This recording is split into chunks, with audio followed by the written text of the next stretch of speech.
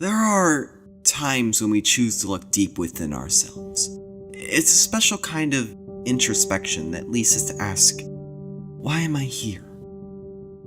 Not in the deeper philosophical kind of way, more in the it's 8 a.m., I slept like trash, and there has not been and will not be a single customer kind of way. Yes, I'm referring to my job at the UPSsss Store, and I have plenty of notable, experiences. To those of you who have suffered the woes and horrors of the retail, then you know full well where I'm going with this. If you're actually at work while watching this, I sincerely wish you the best of luck, my poor, miserable friend. To give you guys some background, this job was and has been my first part-time job. I started nearly 2 years ago by simply walking in and asking. I got hired and I was super ecstatic. Yes, that's actually all I did to land the job. During the 2 years working there, I've covered the morning shift every day of nearly every week. The hours and job itself were and still are perfect. Then you have to remember, you're working retail.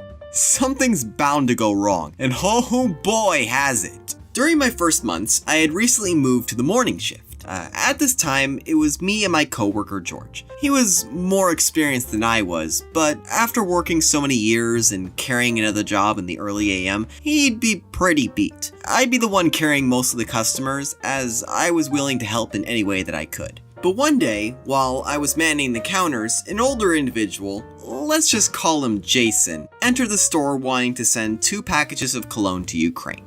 Now, again, put this into perspective. This was during the first months of being hired. I was just taught how to process an international shipment, this being my first actual shipment to another country, and my boss was out on vacation. So, I worked my absolute hardest to complete this shipment. I was furiously working on punching numbers, package contents, addresses, everything. I probably looked like a maniac. Well, not probably, I certainly did, but I finished them. I got the shipments done, charged the customer, and he was on his way. It felt like completing the water dungeon in Ocarina of Time without a walkthrough. In a way though, it was actually kind of fun. I got to perform such a huge accomplishment all by myself. I'm certain George felt I did the job right as well, since he didn't really intrude on the whole process. And it was right. For the first day. I come back to work next morning and tried to complete the shipments. Except the computer wouldn't let me print the postage required to send it through the United States Postal Service, USPS for all you acronym people. I told my boss about this and she told me to swing by the post office next door. So I visit the post office and speak with the clerk, and he refused to let me ship the packages. Why, you may ask? Because cologne has alcohol in it. Alcohol is flammable and you can't ship flammable contents internationally. I just charged the customer over $300 to ship these, and I can't even ship them. Why?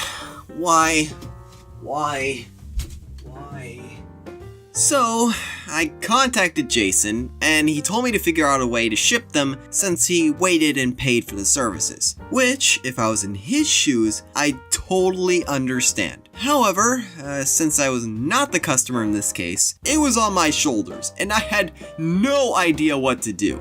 So out of desperation, I shipped them as branded gift boxes instead of cologne boxes. Now, yes, that's absolutely what you're not supposed to do. But at that point, neither of us knew what to do.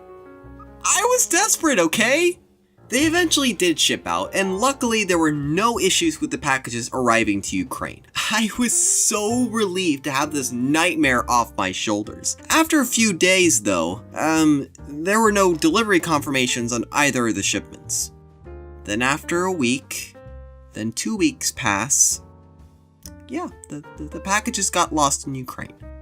With everything else that had happened thus far, the packages somehow miraculously disappeared in transit. Both of them.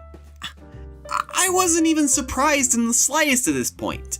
But the customer, however, definitely was. You could tell he was not a happy camper and he was asking for a refund. Now, for other businesses, refunds for products and services are pretty straightforward. For shipping, however, it's a nightmare. With retail shipping stores, it works like this. Customer pays store, store pays the shipping company, then the shipping company ships the package. However, when the shipping company doesn't ship the package, the store still had to pay the shipping company to initially ship it. So, in order to properly refund the shipment, the shipping company would have to pay the customer.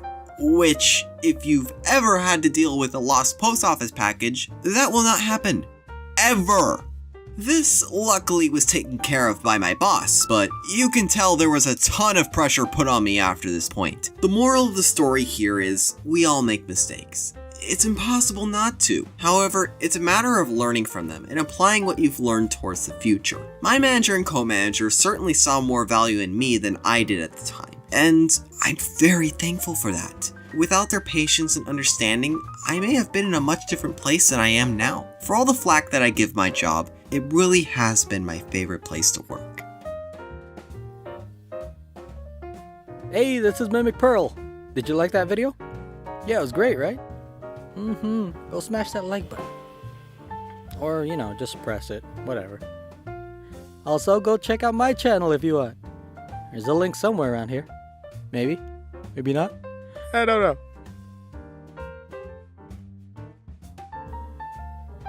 Okay, so we're gonna re-record that whole audio section there.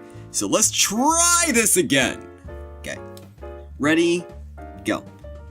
I'm singing a song because I'm bored of recording this thing. It was actually kind of fun, since I got to perform an accomplishment.